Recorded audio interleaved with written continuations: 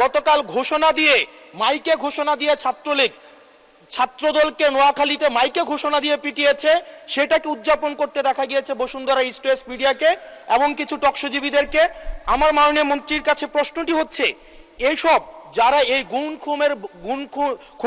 খুনের বৈধতা উৎপাদন করেছে, ভোট চুরির বৈধতা উৎপাদন করেছে, গণতন্ত্রের পক্ষে যারা ছিল তাদেরকে হত্যাযোগ্য করে তোলা হয়েছে, এইসব সাংবাদিক, নামধারী সাংবাদিক এবং এই মিডিয়াদের পক্ষে বিপক্ষে বা কি ধরনের আইনি ব্যবস্থা নেওয়া হবে, আইনি ব্যবস্থা আদৌ নেওয়া হয়েছে কিনা, কেন তাদেরকে আবার পুনর্বাসন করা হচ্ছে, সেটির আইনগত কি ব্যাখ্যাটি কি, সেটি এই সংসদের সামনে উপস্থাপন করার জন্য অনুরোধ জানাচ্ছি।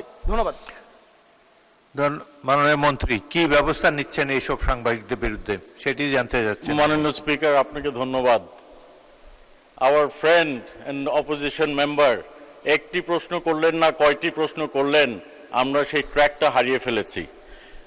আমরা একটি কথা বলতে চাই, গণমাধ্যমের স্বাধীনতা রয়েছে, তবে দেশের প্রচলিত আইন অনুযায়ী সকল যারা এই গণতন্ত্র সমুন্নত রাখার বিপক্ষে কাজ করবে, গণতন্ত্র ধূলিসাৎ করার কাজ করবে, কোনো সন্ত্রাসের কাজ করবে, সে যেই হোক, সে আইনের ঊর্ধ্বে না, তার বিরুদ্ধে প্রচলিত আইনে ব্যবস্থা নেওয়া হবে। সেটি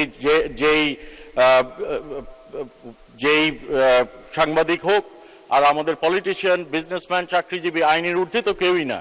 কাজেই কেউ যদি আইনের বিপক্ষে কাজ করে, সে তার বিরুদ্ধে বাংলাদেশ জাতীয়তাবাদী দলের নেতৃত্বে যে সরকার গঠন হয়েছে, মাননীয় প্রধানমন্ত্রীর নেতৃত্বে যে সরকার গঠন হয়েছে, সেই বিরুদ্ধে নিশ্চয়ই প্রচলিত আইনে ব্যবস্থা গ্রহণ করা হবে। ধন্যবাদ মাননীয়